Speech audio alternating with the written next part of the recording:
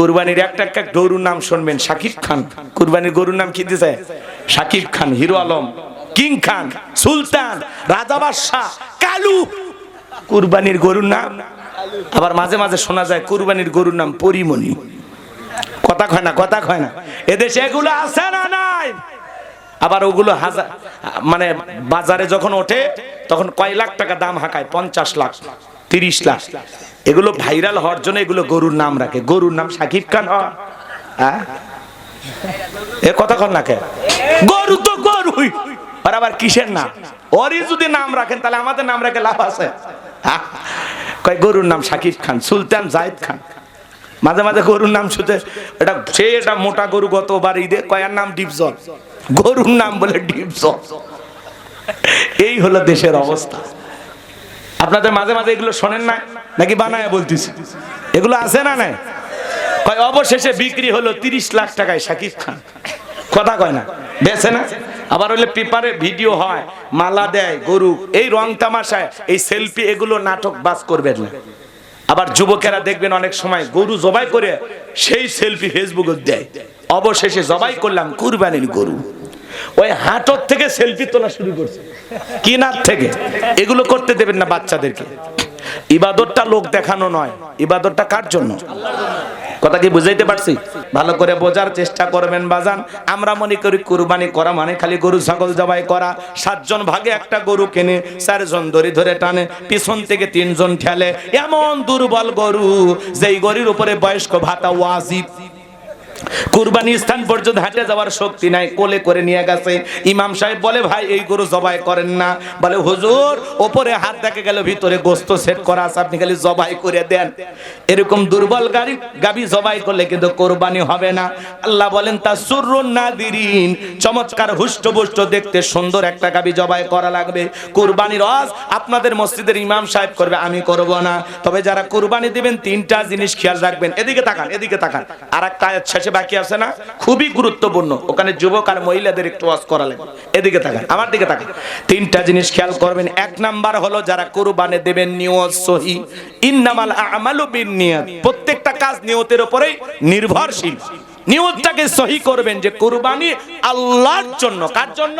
আল্লাহর জন্য। অনেকে বলে হুজুর কুরবানি না দিলে বছরকার দিন ছেলে মেয়ে মানুষের গোস্তের দিকে তাকিয়ে থাকবে, আমি বাপ হয়ে এটা সহ্য করতে পারবো না, কিস্তি তুলে হলেও কুরবানি দেব।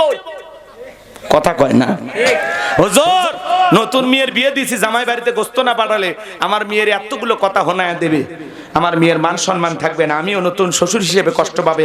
অতএব সুদের উপরে টাকা নিয়ে হলেও কুরবানি দেব হুজুর। এ কথা কয় না গো, আছে না নাই? আপনারাই বলেন সুদের উপর আর কিস্তির উপর টাকা নিয়ে কুরবানি দিলে হবে? জায়েজ না হারাম? আল্লাহ আপনাকে সামর্থ্য দিয়েছে, আপনি কুরবানি দেবেন। সামর্থ্য নাই, জোর নাই। ইসলাম কি আপনাকে জোর করছে? আগে খাওয়ার নিয়ত কে? কুরবানি করা মানে কি খাওয়া? কুরবানি করা মানে কি? ত্যাগ করা, স্যাক্রিফাইস করা, বিলিয়ে দেয়া, বন্টন করা। ভোগের নাম কুরবানি নয়, ত্যাগের নাম কুরবানি। নিজে না খায়া অন্যের মুখে হাসি ফুটানোর নাম কুরবানি। কুরবানি দিয়ে গরুর গোশত ফ্রিজে থুইয়া বইয়ের হাতে বিকেলে 2-4টা খাইয়া নজিপুর বাজারে যায়া দোকানদার কাছে একটা ঠান্ডা দে, আরসি দে, কুরবানির গোশত এইবার সেই টেস্ট। আর বাড়িতে, বাড়ির পাশে প্রতিবেশী গরিব মানুষ সকাল থেকে মশলা বাইটা, আদা রসুন বাইটা। আমার কথা কি বোঝেন? আপনারা কি বলেন? মশলা রেডি করা কি বলেন? বাটা বলে না? আচ্ছা, গাইবান্ধার নওগাঁয় তাহলে কথা ঠিকই আছে। মশলা বাইটা, আদা রসুন বাইটা, কি সুন্দর করে মশলা রেডি করে আছে। ছোট্ট বাচ্চাগুলো বলে মা গোস্ত কি রান্না করবা না? বলে বাবা একটু অপেক্ষা কর, ওই যে প্রতিবেশী কুরবানি দিছে, একটু পরেই তো দিয়ে যাবে, ওরা দিয়ে গেলেই আমি তোদেরকে রান্না করে খাওয়াবো। অপেক্ষায় অপেক্ষায় বসে থাকে। কত গরিব এরকম পড়ে থাকে যাদের ঘরে 2-4 টুকরা পৌঁছানোর কেউ নাই। পরিশেষে ওই মানুষটা কান্না করতে করতে একটা ব্রয়লার, একটা দোকান থেকে মুরগি কিনে নিয়ে যায়, সন্তানগুলোকে সান্ত্বনা দেয়। আর আপনি ফ্রিজ ভইরা বাজারে যা ঠান্ডা কিনে খাচ্ছেন, মনে করছেন কুরবানি কবুল হয়ে গেছে, 7 আসমান পার হয়ে গেছে। আর হুজুর মাসালা জিজ্ঞাসা করে, কতদিন ফ্রিজে গোস্ত রেখে খাওয়া জায়েজ? হুজুর বলে, এই কুরবানি থেকে সামনের কুরবানি খান, জম্মের খাওয়া খান, কোনদিন যে খাননি। জায়েজ আছে, খাওয়াটা জায়েজ আছে, ফ্রিজে রেখে খাওয়া জায়েজ আছে। কখন জায়েজ? আগে একটু নিজে খান, গরিব দুঃখী প্রতিবেশী যারা দিতে পারেনি কুরবানি তাদেরকে দেন, আত্মীয় স্বজনকে গোস্ত উপহার দেন। কথা কয় না? সবাইকে দিয়ে যদি কিছু থাকে সেটা রাখে দেন। কিন্তু আপনার যদি ধান্দাই থাকে যে এই কুরবানি দিলাম, এ বউ এ 6 মাস গোস্ত কিনার কথা বলে তোর চাপার দাঁত থাকবি না রে, তাহলে কি হইল? এই জন্য বাজার আসুন, আল্লাহ তাআলা যেটা বলেছেন যে ফকিরকে দাও, দুস্থ অভাবগ্রস্তকে দাও, দিয়ে তারপরে তুমি খাও। নিজে আহার করো, অভাবগ্রস্ত দুস্থ অসহায় বাইসাল ফকির, দুস্থ অভাবগ্রস্ত ফকির মিসকিন যারা আছে এদেরকে দাও, দিয়ে তারপরে খাও। পারবো তো ইনশাআল্লাহ? তাহলে 1 নাম্বার নিয়ত সহি, কুরবানি আল্লাহর জন্য, ছেলে মেয়ে জামাই বাড়ি গ্রামের মানুষকে খুশি করার জন্য নয়। কথা ক্লিয়ার? খুশি করব কারে? একা খায়া না, সবাইকে দিয়ে। যারা দিতে পারেনি তাদের দিকে নজর রাখবো। আশেপাশে আমার প্রতিবেশী, ওই দিন গোস্ত ছাড়া কেউ যেন না থাকে, 2-4 টুকরা সাধ্য অনুযায়ী পৌঁছায় দেবেন। পারবো তো ইনশাআল্লাহ? 2 নাম্বার হলো সুদের টাকা, ঘুষের টাকা, হারাম উপার্জনের টাকা দিয়ে কুরবানি দিলে হবে না। আল্লাহ পবিত্র, তিনি পবিত্র বস্তুকে ভালোবাসেন। হালাল উপার্জনের অর্থ দিয়া কুরবানি কিনতে হবে। কথা কয় না গো? হারাম উপার্জন করে এমন ব্যক্তির সাথে ভাগে কুরবানি দেবেন না। কথা ক্লিয়ার? 3 নাম্বার হলো ফাসাল্লিলি রাব্বিকা ওয়ানহার, রবের উদ্দেশ্যে সালাত আদায় করো, রবের জন্য কুরবানি করো। আগে নামাজ পড়ো, তারপরে কুরবানি করো। নামাজি হয়ে কুরবানি দেবেন, কোন বেনামাজির সাথে ভাগে কুরবানি দেবেন না, দেবেন না, দেবেন না। আস্তে করে নামাজ ধরুক। কথা কয় না কেন? ভাগ দেওয়ার আগে দেখবেন লোকটা নামাজ পড়ে কিনা, ভাগ দেওয়ার আগে দেখবেন লোকটা হালাল ইনকাম করে কিনা। কথা কন না কেন? আপনি হাজি মানুষ, তারপরে বেনামাজি সুদখোরের সাথে ভাগে কুরবানি দিচ্ছেন। জিজ্ঞাসা, চাচা এটা তো হজ করে আসছেন বাড়ি, ভাগে কুরবানি দিচ্ছেন, দেখা গেল ওই 7 জনের মধ্যে 2-3 জনের ডিস্টার্ব আছে। কয় বা হুজুর কি করবেন, একা একটা ছাগল দিবে চাইছিলাম, কিন্তু তোমার চাচি বলতেছে দেখো কেউ তো ছাগলের গোস্ত খায় না, ভাগে একটা গরুই দাও। নিয়ত তো আল্লাহ দেখতেছে, আমাদের টাকা হালাল, ওরকে নাই ভেজাল থাকবো। ভেজাল আর ভেজাল ছাড়া এক জায়গাত করবে মিষ্ট, হ্যাঁ 12 মিশেলি। কথা কয় না কে? আল্লাহ কিয়ামতে কি বলবে? ওমতাজুল ইয়াউমা আইয়ুহাল মুজরিমুন, হ্যাঁ বদকার নাফরমান গুনাহগার যারা আছো, আমার নেককার বান্দাদের কাছ থেকে পৃথক হও, আলাদা হও, সরে যাও। আল্লাহ কি করবে? নেককারদের একটা আর বদকারদের জন্য। তো তাহলে আপনি নামাজি, হাজি, আল্লাহওয়ালা, নেককার, হালাল উপার্জন, তাহলে হারামের সাথে মিশাচ্ছেন কেন? একটা ছাগল দেন, একটা ভেড়া দেন, কথা কয় না, একাই দেন। ভালো মানুষ নাই, নামাজি নাই, পাচ্ছেন না, একাই দেন। 20-30 হাজার টাকা দিয়ে একটা ছাগলই দেন, ভেড়াই দেন। কথা কয় না? না হলে 30 হাজার টাকাতে অনেক আগে একটা গরু কিনে পালা শুরু করে দেন, লালন পালন করেন। কথা কয় না? এটা বোঝা লাগবে। কুরবানির দিনে কুরবানিটা নষ্ট করেন না। তাহলে আমার কথা কি বুঝতে পারছেন? নামাজি হয়ে কুরবানি দেবেন। কথা ক্লিয়ার? আপনি কয় লাখ টাকার গরু দিলেন, আল্লাহ ওইটা দেখেন। আল্লাহ কি দেখে? ওয়ালা কি ইয়ানালুহু তাকওয়া মিনকুম। আল্লাহ বলে বান্দা আমি তোর অন্তর দেখি, তোর অন্তরে তাকওয়া দেখি। আপনার নিয়ত সহি, টাকা হালাল, আপনি নামাজি, আপনার ওই কুরবানির পশুর রক্ত জমিনে পড়ার আগে আরশের মালিক আল্লাহর কাছে কবুল হয়ে যাবে। বলুন সুবহানাল্লাহ। তাহলে আমরা নামাজি হয়ে কুরবানি দেব, নিয়ত সহি করে কুরবানি দেব, হালাল উপার্জনের টাকা দিয়ে কুরবানি দেব ইনশাআল্লাহ। আল্লাহ আমাদের বুঝ দান করেন। জোরে কোন আমিন। লম্বা হবে, লম্বা করব না। নবীজি রাতের বেলায় দারুল আরকামে বসা, হযরতে বেলাল নবীজির দরবারে উপস্থিত হয়ে গেলেন। নবীজির চেহারার দিকে তাকাইয়া ডেকে বলেন, নবী গো, আপনার চাইতে সুন্দর মানুষ আমি জীবনে কোনোদিন দেখি নাই। বলুন সুবহানাল্লাহ। আপনার আমার নবী কতটা সুন্দর ছিলেন জানেন? হযরতে জাবের রাদিয়াল্লাহু তাআলা আনহু বলেন, পূর্ণিমার রাত আমি রাসূলের বাড়িতে গিয়েছিলাম, সেদিন দেখেছিলাম চাঁদ উদয় হয়েছে দুইটা, একটা চাঁদ আসমানে আর একটা চাঁদ জমিনে। হযরতে জাবের বলেন, আমি একবার আকাশের পূর্ণিমার চাঁদের দিকে তাকাই, আর একবার নবীর চেহারার দিকে তাকাই। হযরতে জাবের বলেন, ওই আকাশের পূর্ণিমার চাঁদের চাইতে আমার নবীকে আমার কাছে আরো বেশি সুন্দর মনে হয়। বলুন সুবহানাল্লাহ। আপনার আমার নবী কতটা সুন্দর ছিলেন জানেন? আম্মা জান আয়েশা ডেকে বলেন, মিশরের নারীরা ইউসুফ আলাইহিস সালামের চেহারার দিকে তাকাইয়া ফলকার থেকে আঙ্গুল কেটে ফেলে দিয়েছিল। ওরা যদি একবার আমার নবীর চেহারার দিকে তাকাইতো, শুধুমাত্র আঙ্গুল নয়, আঙ্গুল কাটতে কাটতে, হাত কাটতে কাটতে কখন যে নিজের কলিজা কেটে দুফাক করে দিত, মুহূর্তের জন্য টের পাইতো না। আপনার আমার নবী এতটাই সুন্দর। বলুন সুবহানাল্লাহ। নবীর সম্মান মর্যাদা কত আমরা বুঝি না। এক জায়গায় ওয়াজ করলাম, ভাই বলেন তো আমাদের নবীর নাম কি? বলে আব্দুল কাদের জেলানী। পীর সাহেবের নাম মুখস্থ আছে, কপাল পরা, রাসূলের নামটা বলতে পারে না। আম্মা জান আয়েশা বলেন, ও দুনিয়ার মানুষ, তোমাদের একটা সূর্য আছে, আমি আয়েশার একটা সূর্য আছে। তোমাদের সূর্য উদয় হয় দিনের বেলায়, আর আমি আয়েশার সূর্য উদয় হয় রাতের বেলায়। আম্মা জান আয়েশা একদিন সেলাইয়ের কাজ করতেছিলেন রাত্রি বেলায়, হঠাৎ করে হাত থেকে সুইচটা পড়ে গেল, বাতিতে কোনো তেল ছিল না, বাতি জ্বালাইতে পারলেন না, অপেক্ষায় বৈশা থাকলেন।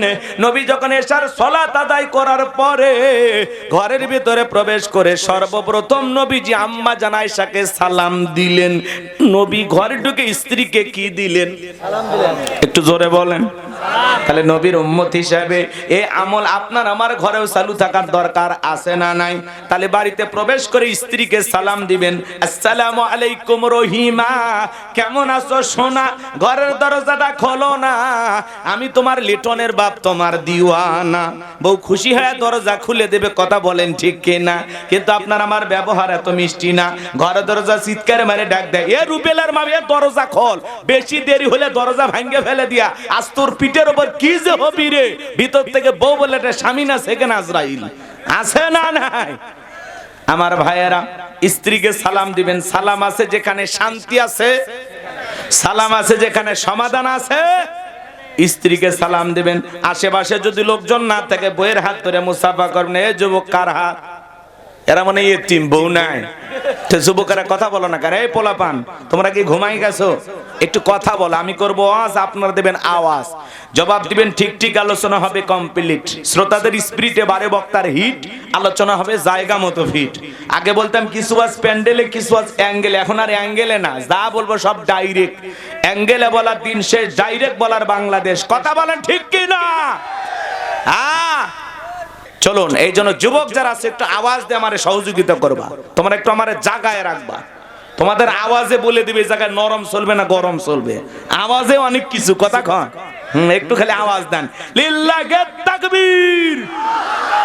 সম্মানিত ভাইয়েরা আমার, যে কথা বলতে চাচ্ছিলাম বাজান, তাহলে স্ত্রীকে সালাম দেওয়ার পরে কি ধরবেন? বইয়ের হাত। জোরে কোন? কার? বইয়ের হাত। পাশের বাড়ির ভাবির হাত না ধরলে ঝাঁটা দিয়ে পিটাবে। বইয়ের হাত ধরে মুসাফা করবেন। একেবারে যদি ময়দান ফাঁকা থাকে, কোলাকুলিও সেরে নেবেন। মারহাবা কোন? আমার ভাইয়েরা, একসাথে যদি তিনটা আমল করতে পারেন, আপনাদের দাম্পত্য জীবনের উপরে রহমত নাজিল করবেন কে? এ বাজান গো আমার, আজকে ঘরে শান্তি নাই, সকালে বিয়ে সন্ধ্যায় তালাক, সন্ধ্যায় বিয়ে সকালে তালাক, আরো যদি হয় শাশুড়ি তালাক, বউ আরো তাড়াতাড়ি তালাক। কথা কন ঠিক কিনা? অধিকাংশ পরিবারগুলো আজকে ভেঙে যায় শাশুড়ির কারণে। কথা কন ঠিক কিনা? আমার ভাইয়েরা, চলেন না সামনের দিকে যাই বাজান গো আমার। আমি গুনাহগার যে কথা বলতে চাচ্ছিলাম, দাম্পত্য জীবনে সুখ আর শান্তি যদি পেতে চান, নবীজির 4টি সুন্নত আমল করা লাগবে। জোরে বলেন কয়টি? স্লোগান শোনেন না আপনি কি দাম্পত্য জীবনে অসুখী? সুখ শান্তি যদি পেতে চান, ঘরের ভিতরে নবীজির 4টি সুন্নাত যদি আমল করতে পারেন, আপনাদের দাম্পত্য জীবনের উপরে আল্লাহর পক্ষ থেকে রহমত আর বরকত নাজিল হবে, আর মৃত্যু পর্যন্ত সম্পর্ক টিকে থাকার গ্যারান্টি। 4টি সুন্নাত কি কি আপনারা শুনতে চান? 2 হাত তুলে আল্লাহকে দেখান। লিল্লাহি তাকবীর। আপনারা মানে একটু অপেক্ষা করেন, এখনই বলতে গেলে এলোমেলো হয়ে যাবে, সামনে গিয়ে বলবো বাজান। যুবক যারা আছো নিরাশ হয় না, তোমাদের জন্য ওয়াজ আছে। মা বোন যারা আসছেন মা, আপনারা একটু অপেক্ষা করেন, আপনাদের জন্য স্পেশাল আলোচনা হওয়ার দরকার আছে না নাই? এই নারীদের ওয়াজ হওয়ার দরকার আছে না নাই? হবে, একটু অপেক্ষা করেন। নারীদের ওয়াজ না করলে হবে না, ওদের ওয়াজ আগে করা লাগবে। যুগ বয়সে দাঁড়িয়ে রেখেছে সমালোচনা, এই বয়সে দাঁড়িয়ে রেখি। বউ নিয়ে ঘুরতে গেছে, কই ভাবি আসসালামু আলাইকুম, সাথে চাচার খবর কি? বউ বাড়িতে এসে রাগ করে, বাইরে যাওয়া যাবে না তোমার সাথে। কেন? কয় আমার ডাকে ভাবি আর তোমার ডাকে চাচা। যেই বউ নবীর সুন্নত দাড়িকে মহাব্বত করে না, ওই বউ আপনাকে 100% ভালোবাসা দিতে পারে না। কথা বলে ঠিক কিনা? এই পৃথিবীর সকল নবীদের মুখে দাড়ি ছিল। দাড়ি হলো একটা স্পেশাল সুন্নত। টুপি খোলা যায়, জুব্বা খোলা যায়, কিন্তু দাড়ি এমন একটা সুন্নত খোলা যায় 24 ঘন্টা লেগে থাকে। এই দাড়ির মধ্যে আছে মদিনাওয়ালার প্রেম। পৃথিবীর সকল নবীদের মুখে দাড়ি ছিল। সুবহানাল্লাহ। হে যুবক, যেই নারী তোমার দাড়ি দেখে তোমাকে আনস্মার্ট মনে করে, তোমাকে দেখে অবহেলা অবজ্ঞা করে, মনে রাখবা যুবক, যেই নারী তোমার দাড়ি দেখে তোমাকে অপছন্দ করে, ওই নারী তোমার বউ হওয়ার যোগ্যতা রাখে না। ওর কাছে ওই টিকটকার নিশাখর যুবক ভালো, ওর কাছে গাজারু মাদারু তাসারু অনলাইনে জুয়া খেলে এরা ভালো। কথা কোন ঠিক না? ওর কাছে ইয়াবাখোর ভালো। দাড়ি তোর বাচ্চা কোন জায়গা? এ কথা কর না কে? রাগ করতেছেন আপনারা? দাড়ি হলো পুরুষের সৌন্দর্য। কথা কর না কে? পৃথিবীর প্রথম মানুষ নাম কি জানেন? আদম আলাইহিস সালাম। তার বাম পাজরের হাড় দিয়ে আল্লাহ তাআলা আমাদের মা হাওয়া আলাইহিস সালামকে তৈরি করছে, তারে সুন্দর করে সাজায় রাখছে। আদম আলাইহিস সালামের চোখ খোলার পরই দেখেন, ই বাপ, এত সুন্দর মেয়ে। সুবহানাল্লাহ কোন? আমাদের মা পৃথিবীর সেরা সুন্দর। সুবহানাল্লাহ কোন? তো মা হাওয়া আলাইহিস সালামকে দেখে আদম আলাইহিস সালাম অবাক দৃষ্টিতে তাকায় আছেন যে এত সুন্দর করে আল্লাহ বানাইছে। কিছুক্ষণ দেখার পরে মনটা খারাপ। এরপরে আদম আলাইহিস সালামের মুখে যখন সুন্দর দাড়ি, কি কথা কানে কি, পয়গম্বর যখন নিজের মুখে সুন্দর দাড়ি দেখছে, আনন্দে আত্মহারা হয়া বাবা আদম আলাইহিস সালাম জান্নাতে খুশিতে আত্মহারা হয়ে গেছে। সুবহানাল্লাহ। পৃথিবীর প্রথম মানব জবান দিয়ে কি বলছিলেন? তার ভিতরে যখন রুহু ঢুকানো হলো, এরপরে প্রথম শব্দ কি ছিল? আলহামদুলিল্লাহ। বলেন বলেন কি? আজকে মুসলমান এগুলো আমাদের জবান থেকে বের হয় না। তাহলে আদম আলাইহিস সালাম থেকে শুরু করে পৃথিবীতে যত নবীর আগমন ঘটছে, পৃথিবীর সব নবীদের মুখে কি ছিল? দাড়ি ছিল। সুবহানাল্লাহ। পৃথিবীর প্রথম পুরুষ আদম আলাইহিস সালাম, তার মুখেও দাড়ি ছিল। সুবহানাল্লাহ। আর আপনি দাড়িকে অপছন্দ করেন মানে? যেই নারী তার স্বামী বা পুরুষের দাড়িটাকে অপছন্দ করে, ওরে আল্লাহর রাস্তায় ঘরে আনার দরকার নেই। কথা কন? রাগ করতেছেন? এই যুবক শোনো, শোনো, তুমি দাড়ি পছন্দ করো না? এদিকে তাকাও, 1 মিনিট আমার দিকে খেয়াল করেন। মহিলারও দাড়ি নাই, পুরুষের দাড়ি নাই। হইল ভাই, হইল হইল না, বেমানান দেখা। নারী পুরুষের মধ্যে তো পার্থক্য আছে। রাগ করতেছেন নাকি আপনারা? আপনার মুখে দাড়ি নাই, 50-60 বছর বয়স হয়ে গেছে, মুরব্বী মানুষ, এরপরে সেলুনে যাকাই মাইরে দে, ক্লিন শেভ কর। কয় চাচা, যে কায়দায় চামড়া জইরে গেছে, প্লাস দিয়ে টেনে টেনে শেভ করা লাগে, আপনি দাড়িটা রাইখে দেন, আপনিও বাঁচেন আমরাও বাঁচি। চাচা মিয়া কয় তখন, বাবা দাড়ি রাখলে চুলকে, ও দাড়ি রাখলে চুলকে, কবরে যাও, ফেরেশতারা চুলকানির মলম নিয়ে বসে আছে, তোর জাগা মতো মলম লাগিয়ে দিবি। কথা কোন ঠিক না? এ যুবক শোনো, দাড়ি ভালো লাগে না, টুপি ভালো লাগে না, মাঝে মাঝে নজিপুর থেকে ঢাকার উদ্দেশ্যে রওনা করেন না আপনারা? সফরের বের হয়েছেন, হানিফ গাড়িতে চড়ছেন, ব্রেক ধরে কম, ওই তো দেখলেন বাস দুর্ঘটনায় কত প্রাণ হারিয়ে গেল। এইভাবে বাস দুর্ঘটনায় আল্লাহ না করুক ঢাকাতে যাওয়ার আগেই, যমুনা সেতু পাওয়ার আগেই ট্রাক আর বাস মুখোমুখি সংঘর্ষ, আপনি মারা গেছেন। পকেটে টুপিও নাই, মুখে দাড়িও নাই। মানুষ তখন হয় লুঙ্গি তুলবি, না হলে চেন খুলবি। কথা কয় না, কথা কয় না, কথা কয় না। মুখে দাড়ি অথবা মাথায় টুপি থাকলে বুঝে নেবে এটা মুসলমান, এটা মুসলমানের সন্তান, এটা মুসলমানের বাচ্চা। আর যদি দাড়িও না থাকে, টুপিও না থাকে, মরার পরে মানুষ লুঙ্গি খুলে দেখবি যার মাথা কাটা আছে না না। কথা কন ঠিক কিনা? মরার পরে ইজ্জত দেখবি। এখন আপনি যদি কোন হুজুর মরে যাও, তা দেখলে কি না দেখলে কি, তাহলে আপনি একটা চরম লেভেলের বেহায়া। আপনার এই দুনিয়াত কোনো লজ্জা শরম বলে কিছু নাই। কথা কন না, কে রাগ করছেন? যুবক যারা আসছো বাবা, দুইটা পা গায়ে দাও শোনা, আমি তোমাদের পা ধরে অনুরোধ করে বলে যাই, ও যুবক আর দাড়িটা কাটো না, আর দাড়িটা কাটো না, খুর লাগায় না, বেলেট লাগায় না। আজকের মাহফিল থেকে কি 2-4 জন এরকম কোরআনের পাগল, নবীর পাগল, আলেমদের পাগল, এরকম কোন যুবক আসো মাহফিলে কি ওয়াদা দিতে পারবা যে হুজুর কথা দিলাম জীবন আর কোনোদিন দাড়ি কাটবো না? মদিনাওয়ালার প্রেম ভালোবাসা নিয়ে বলেন, হুজুর আমি নবীকে মোহাব্বত করে আজ থেকে দাড়ি রাখবো, কথা দিলাম। এরকম 2-1 জন যুবক কি আছেন? হাত তোলেন যাদের দাড়ি নাই।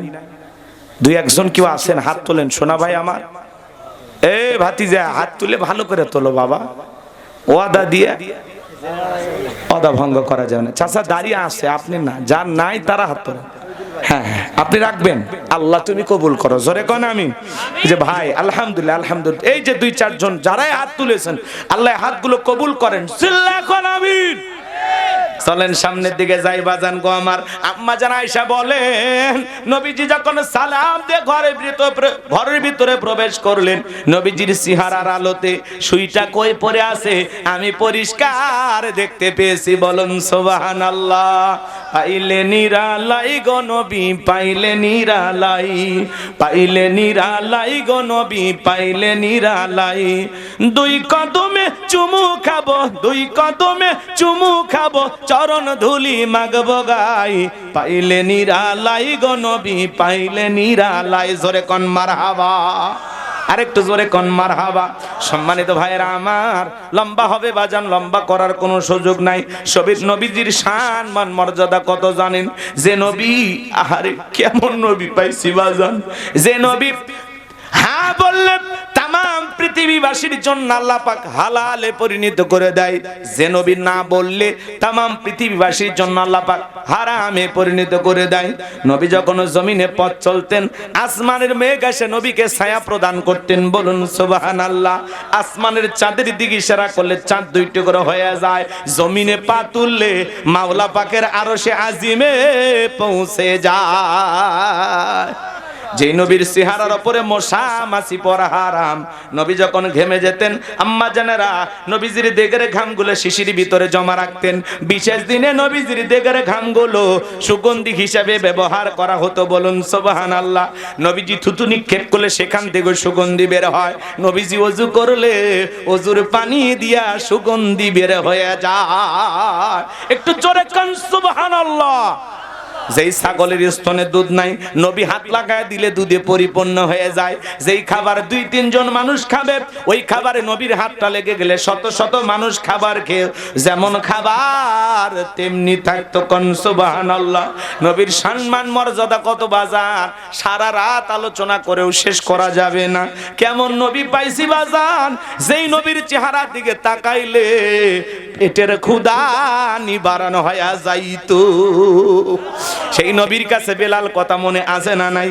বেলাল ডেকে বলে, নবী গো আপনি ইসলামের দাওয়াত দেন, করণের প্রচার প্রসার করেন, দয়া করে আমারে কালেমা পড়ে মুসলমান বানায় দেন। নবী তখন হযরত বেলালকে পড়া দিলেন, লা ইলাহা ইল্লাল্লাহু মুহাম্মাদুর রাসূলুল্লাহ সাল্লাল্লাহু আলাইহি ওয়াসাল্লাম। হযরতে বেলাল কালেমা পড়ে মুসলমান হয়ে গেল। নবী আমার ডেকে বলে, বেলাল ইসলামের অবস্থা এখন ভালো না, কালেমা পড়েছ আপাতত প্রকাশ করা যাবে না। আপনারা বলেন তো বাজান, ইসলামের অবস্থা কি সব সময় ভালো থাকে? আজ তামাম পৃথিবীর দিকে তাকায় দেখেন, ওই তামাম পৃথিবীর জালেম আর বেঈমানের ঐক্যবদ্ধ হয়েছে পৃথিবীর জমিন থেকে ইসলাম আর মুসলমানকে মুছে ফেলে দেবে। কিন্তু ওরা তো জানে না ইসলামের সুইচ আছে কার হাতে। আরেকটু জোরে বলেন, কার হাতে?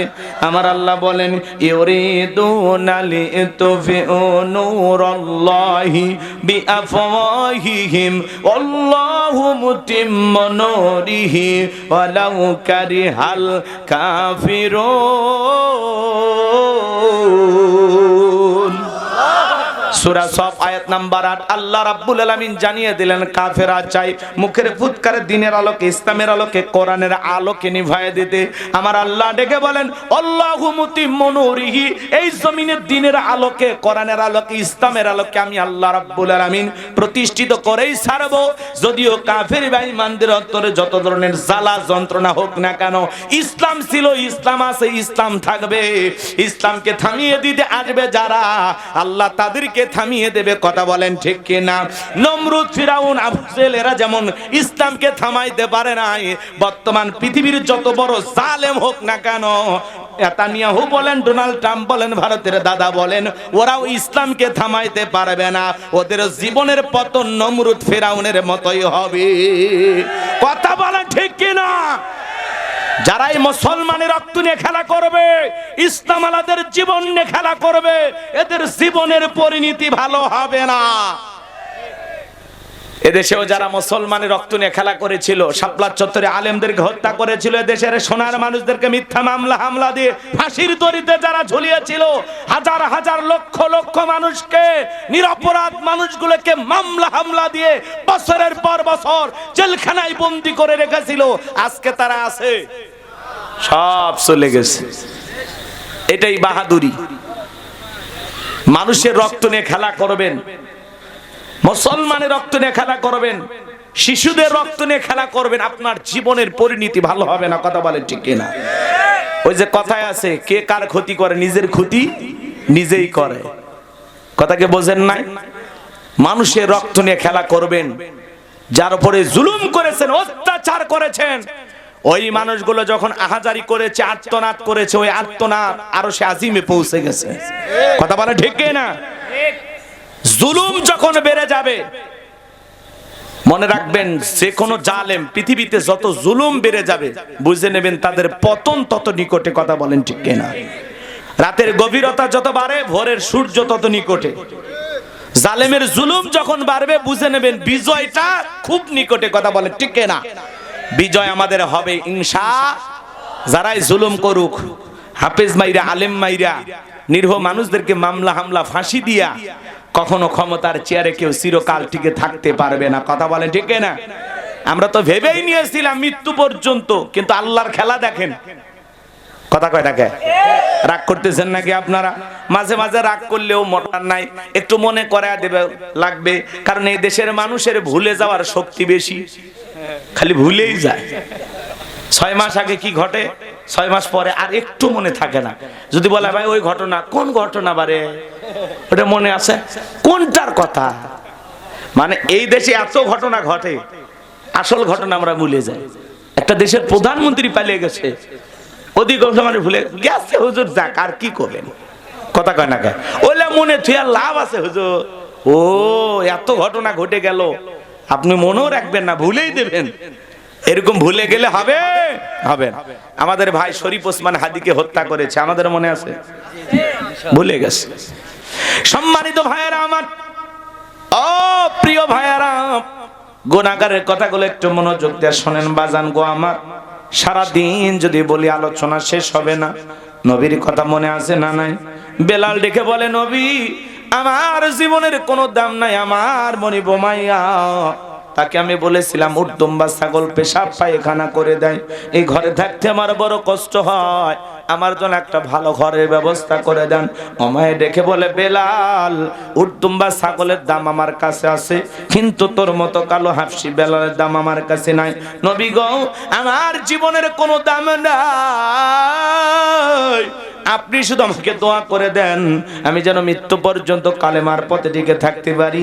এই কথা বলে হযরতে বেলাল চলে গেলেন। পরের দিন সকালবেলা সূর্য উদয় হয়ে গেছে, অনেকটা বেলা হয়ে গেছে। হযরতে বেলাল দরজা খোলে না। অন্য চাকর যারা আছে নালিশ নিয়ে চলে গেছে ওমায়ের কাছে, যা বলে না তা এখন পর্যন্ত বেলাল দরজা খোলে নাই, তাই নাকি? বলে হ্যাঁ চলো যাই ডাক দেই। দরজায় ডাক দেয়, বেলাল দরজা খোল। হযরতে বেলাল দরজা খোলে না। এইবার জোরে করে ধাক্কা মারছে, যখন দরজা খুইলা গেছে তখন এইবার ওমায় তাকায় দেখে যেই রাত্রিতে বেলাল কালেমা পড়ে মুসলমান হয়েছে ওই রাত্রিতে একটা উটদুম্বা ছাগলের কাছে কোনো পেশাব পায়খানা নাই। জোরে কোন মারহাবা। এইবার ওমায় ডেকে বলে, চাকরের দল, বেলালের বিরুদ্ধে মিথ্যা অভিযোগ দাও। তোমরা যখন ঘুমাচ্ছিলে বেলাল তখন ময়লা আবর্জনা পরিষ্কার করেছে, তাকায়া দেখো না একটা উটদুম্বা ছাগলের কাছে কোনো পেশাব পায়খানা নাই, যাও নিজেদের কাজ করো। এই কথা বলে ওদেরকে তাড়িয়ে দিয়া এক পা দুপা করে বেলালের কাছে চলে গেলেন। হযরতে বেলাল দেয়ালে পিঠটা লাগায়া জিহ্বা নাড়ায় জিকির করতেছে। কার? একটু জোরে কোন, আর একটু জোরে বলেন। এ বাজান, হৃদয়ের কান পেতে কথাগুলো শুনে যান। এইবার হযরত বেলালের কাছে যা হালকা করে ধাক্কা মারছে, যখন জবান দিয়ে কালেমার আওয়াজ বের হয়েছে তখন এইবার ওমায় ডেকে বলে, বেলাল তোর জবান দিয়ে কি শুনলাম, তুমি কি মুসলমান হয়েছ? হযরতে বেলাল দেখে বলে, মুসলমান হয় যারা মিথ্যা কথা বলতে পারে না তারা আল্লাহু আকবার ওয়া কুলু কওলান সাদীদা। মুসলমান হবে যারা, সত্যবাদী হবে তারা। মুসলমান কখনো মিথ্যাবাদী হতে পারে না। আমাদের সমাজে মিথ্যাবাদী আছে না নাই? ভরা পেটে মিথ্যা, খালি পেটেও মিথ্যা, ঘুমানোর আগে মিথ্যা, ঘুম থেকে উঠেও মিথ্যা। মিথ্যা বলতে বলতে চেহারা বেঁকা হয়ে গেছে, এক পা কবরে চলে গেছে। এত মিথ্যা কথা বলে, শয়তান পর্যন্ত বলে আমি অত খারাপ না। মিথ্যাবাদী এমনও আছে বলে মিথ্যা না বললে পেটের ভাত হজম হয় না। এরা মিথ্যাবাদী, পাশাপাশি এরা হলো টাটকা শয়তান। এত মিথ্যা কথা আপনি কেন বলেন? আল্লাহর ভয় নাই? মিথ্যা বলবেন কেন? মিথ্যা বললে জবানের বরকত নষ্ট হয়। মিথ্যা হলো সকল পাপের সূচনা, এখান থেকেই শুরু হয়। একটা মিথ্যা বলতে গিয়ে ওই মিথ্যাকে ঢাকার জন্য আরো 10টা মিথ্যা বানায় বলতে হয়। কথা বলে না কেন? এই জন্য জবান দিয়ে সত্য কথা বলবেন, সত্য কথা বলবেন। মিথ্যা বলা কবিরা গুনাহ, বড় গুনাহের কাজ। আমরা মিথ্যা বলবো না, আমরা আমাদের জবানটাকে কন্ট্রোল করব, সব সময় সত্য বলার চেষ্টা করব ইনশাআল্লাহ। কথা বলেন চাচা, কথা সত্য বলার দরকার নাই, মিথ্যা কথা বলা যাবে না, তাল বাহানা করা যাবে না। আল্লাহ আমাদের বুঝ দান করেন, জোরে বলেন আমিন। এইবার বেলাল ডেকে বলে, গতকাল রাত্রিতে নবীজির হাতে হাত রেখে আমি কালেমা পড়ে মুসলমান হয়েছি। এই কথা শোনার পরে ওমায় ডেকে বলে, বেলাল তুমি যদি চাও উটদুম্বা ছাগলের মালিক বানায় দেব, থাকার জন্য ভালো ঘর বানায় দেব। ও বেলাল এখনো সময় আছে, আব্দুল্লাহর বেটা মুহাম্মদ সাল্লাল্লাহু আলাইহি সাল্লামের কালেমা ছেড়ে দাও। হযরতে বেলাল ডেকে বলে, ওমাইয়া রে, এই দুনিয়ার কোন পার্থিব সম্পদের বিনিময়ে বেলাল তার ঈমান বিক্রি করবে না। বলুন আল্লাহু আকবার। এইবার ওমায় ডেকে বলে, আমার কথা না শুনলে বড় নেতা আবু জেলকে খবর দিব। হযরতে বেলাল ডেকে বলে, কোন বড় নেতা ছোট নেতা এখন কাউকে গোনার টাইম নাই। আমি দুনিয়ার কোন আবু জেলকে ভয় করি না, আমি ভয় করি আমার আল্লাহকে। আল্লাহু আকবার। আমার ভাইয়েরা, এইবার ওমায় দৌড়ে চলে গেছে আবু জেলের বাড়িতে, যা বলে নেতা সংবাদ খুব খারাপ, আমার বাড়ির কৃতদাস বেলাল কালেমা পড়ে মুসলমান হয়েছে। তাই নাকি? বলে হ্যাঁ ঠিক আছে চলো যাই। আবু জেলের কিছু সাঙ্গ পাঙ্গ ক্যাডার মাস্তান ছিল, যাদের কাজই হলো মুসলমানদের পর নির্যাতন জুলুম চালানো। আজও তামাম পৃথিবীর দিকে তাকায় দেখবেন জালেমদের বিশেষ একটা বাহিনী থাকে, যাদের কাজই হলো গোপনে গোপনে ইমানদার আল্লাহওয়ালা আলেমদের পর নির্যাতন জুলুম চালানো। কথা বলেন ঠিক কিনা? আমার ভাইয়েরা গভীর মনোযোগ দিয়ে কথা শোনেন। এইবার আবু জাহেল তার সাঙ্গ পাঙ্গ কাটার মাস্তানে ওমায়ের বাড়িতে হাজির হয়ে গেল। ডেকে বলে, বেলাল এই দিকে আয়।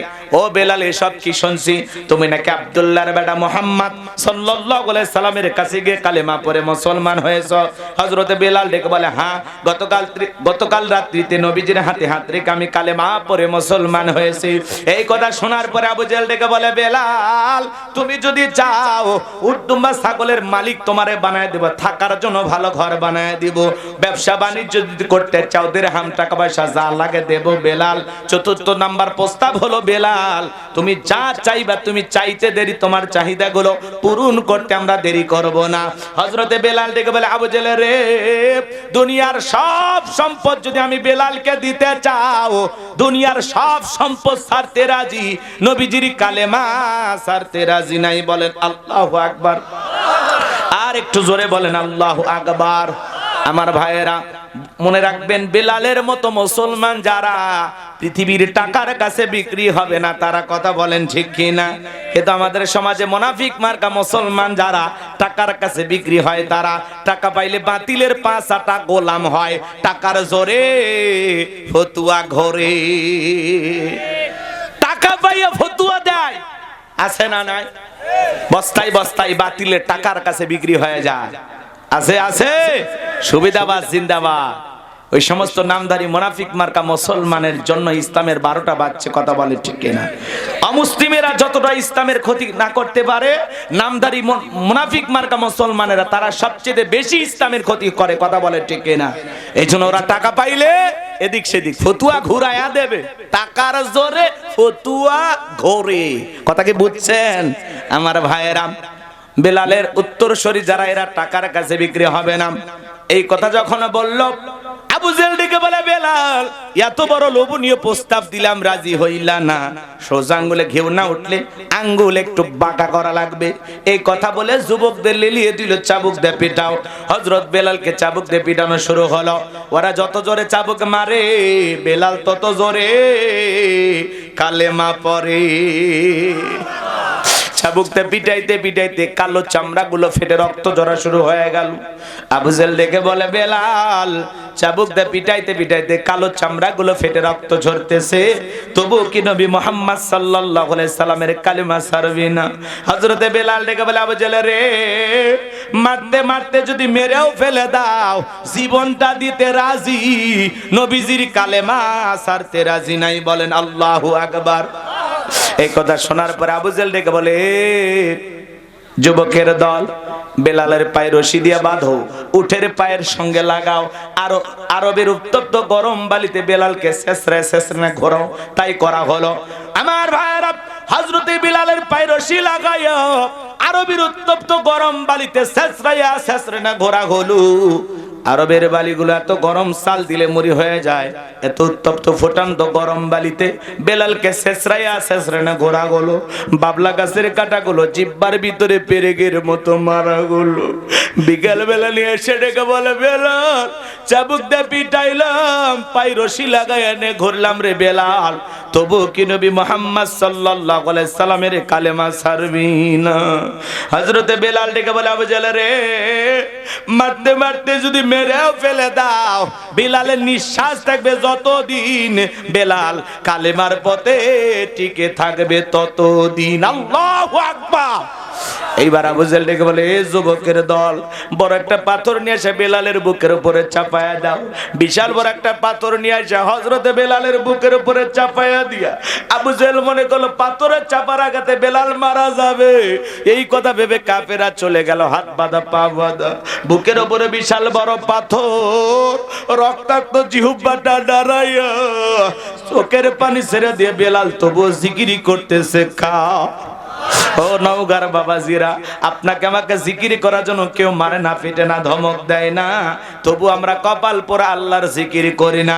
হাদিস শরীফের ভিতরে আসছে বাজান, আমার নবী যে বলেছেন, যার জিহ্বাটা আল্লাহর জিকিরে তরু তাজা থাকে, আল্লাহর জিকিরে ভিজা থাকে, ওই জিহ্বাওয়ালা মানুষ কোনোদিন জাহান্নামের আগুনে জ্বলবে না। বলুন সুবহানাল্লাহ। আযকুরুনি আযকুরুকুম ওয়াশকুরুলি ওয়ালা তাকফুরুন। আল্লাহ ডেকে বলে, বান্দা তোমরা আমি আল্লাহকে স্মরণ করো, আমি আল্লাহ তোমাদেরকে স্মরণ করব, কৃতজ্ঞতা প্রকাশ করো, অকৃতজ্ঞ হয়ো না। এ বাজান, জিকির করার জন্য আলাদা সময় লাগে না। মাঠে ময়দানে কাজ করতে করতে, ক্ষেত খামারে কাজ করতে করতে আল্লাহ জিকির করা যায়, রিক্সা ভ্যান চালাইতে চালাইতে আল্লাহর জিকির করা যায়, অফিস আদালতে বসে বসে আল্লাহর জিকির করা যায়। মা বোন যারা আবার শুনছেন, মাসে বেশ কয়েকদিন আপনারা অসুস্থ থাকেন, যে সময় আপনাদের সালাত পড়া নিষেধ, ওই সময় সময়গুলোতে আপনারা বেশি বেশি করে তাসবিহ তাহলিল করবেন, জিকির করবেন। মা জিকির করতে কোনো বাধা নাই, সব সময় জবানে জিকির চালু রাখবেন। সুবহানাল্লাহ, আলহামদুলিল্লাহ, লা ইলাহা ইল্লাল্লাহ, আল্লাহু আকবার, সুবহানাল্লাহি ওয়া বিহামদিহি, সুবহানাল্লাহিল আযীম। তাহলে সব সময় জবানে জিকির চালু রাখতে হবে। কার? নবীর এক সহজ সরল সাহাবী এসে বলে, নবী ইসলামের এত বিধিবিধান আমার মনে থাকে না, সহজ কোন আমল দেন। আমার নবী ডেকে বলে, সাহাবী সব সময় যদি আল্লাহর জিকিরে জিহ্বাটা তরুতাজা রাখতে পারো, জিহ্বাটা ভিজে রাখতে পারো, এই জিকিরই তোমাকে জান্নাতে পৌঁছায় দেবে। বলুন সুবহানাল্লাহ। কোন বান্দা যদি জিকির করতে করতে ঘুমের মধ্যে চলে যায়, আমার আল্লাহ ডেকে বলে, আমার ফেরেশতারা আমার বান্দার চোখে ঘুম আমি আল্লাহ দিয়েছি, আমার বান্দা সারা রাত জায়গা জায়গা জিকির করলে যে সব হয়, আমার বান্দার আমল নামায় সেই সব লিখে দাও। বলুন সুবহানাল্লাহ। এর জন্য বাজান গো আমার, ঘুমানোর আগে আল্লাহর জিকির করতে করতে ঘুমায় যাবেন, তাহলে সারা রাত জিকির করলে যে সব, আল্লাহ সেই সব আমল নামায় দিয়ে দিবেন। বলুন সুবহানাল্লাহ। নাকি জিকির করতে ভারী লাগে? কথা বলেন, ভারী লাগে, অলসতা লাগে, কারণ শয়তান আছে, ধোঁকা দেয়। এ বাজার লম্বা হবে, লম্বা করব না। হযরত বেলাল চোখের পানি ছেড়ে দিয়া কাঁদে, আর রক্তাক্ত জিহ্বাটা নাড়ায়া ডেকে বলে, আল্লাহ তুমি তো সে আল্লাহ, ইব্রাহিমের জন্য যদি নমরুদের আগুনকে ফুলের বাগান বানায় দিতে পারো, ও আল্লাহ তুমি কি পারো না? আমি বিলালের বুকের উপরে পাথর থাকার কারণে তোমার মতো মালিকের জিকির করতে বড় কষ্ট হয়। ও আল্লাহ তুমি কি পারো না আমি বেলালের বুকের পাথরটাকে তুলার মতো নরম বানায় দিতে? হযরতে বেলাল দোয়া করতে দেরি, আসমানের মালিক আল্লাহ দোয়া কবুল করতে দেরি করে নাই। বেলালের বুকের পাথরটাকে আমার আল্লাহ তুলার মতো নরম বানিয়ে দিয়েছেন। বলুন সুবহানাল্লাহ। এইবার বেলাল নিঃশ্বাসের সাথে পাথর ওঠে আর নামে। আল্লাহু আকবার। আশিকে রাসূল বেলাল, নবীর পাগল বেলাল, নবীকে কতটা ভালোবাসতেন জানেন? নবী যখন মক্কা নগরীতে পথ চলতো, বেলাল একবার ডানে যায় আর একবার বামে যায়। নবী ডেকে বলে, বেলাল বুঝি না, একবার ডানে যাও আর একবার বামে যাও, কারণটা কি? হযরতে বেলাল ডেকে বলে, নবী গো আপনি ইসলামের দাওয়াত দেন, কোরআনের প্রচার প্রসার করেন, ওই কাফেররা হলো আপনার শত্রু, আপনাকে টার্গেট করে ওরা যদি ডান থেকে তীর নিক্ষেপ করে গো নবী, ওই তীরটা যেন সর্বপ্রথম আমি বেলালের বুকের ভিতরে ঢোকে, আবার বাম দিকে যায়। মনে মনে ভাবি, ওরা যদি বাম দিকে তীর নিক্ষেপ করে, ওই তীরটা যেন সর্বপ্রথম আমি বেলালের বুকের ভিতরে ঢোকে। আমি বেলাল মারা গেলে ইসলামের ক্ষতি হবে না, আপনি নবী মারা গেলে ইসলাম আর মাথা উঁচু করে সামনের দিকে দাঁড়াতে পারবে না। নবীকে জীবনের বিনিময়ে, নিজের জীবনের বিনিময়ে আগলায় রাখতেন বেলাল। বলুন আল্লাহু আকবার। সেই বেলালের নির্যাতন জুলুমের কথা নবীর কান পর্যন্ত যখন পৌঁছে গেল, নবী তখন দেখল, ওয়াক্কুর আমি আমার বেলালের কষ্টের কথা সহ্য করতে পারি না, যাও যাও তুমি আমার বেলার জন্য একটা কিছু করো। হযরত আবু বকর সিদ্দিক রাদিয়াল্লাহু তাআলা আনহু কয়েক গুণ দাম বেশি দিয়ে গোলামীর জীবন থেকে হযরত বেলালকে আজাদ করলেন, মুক্ত করলেন। বলুন আল্লাহু আকবার।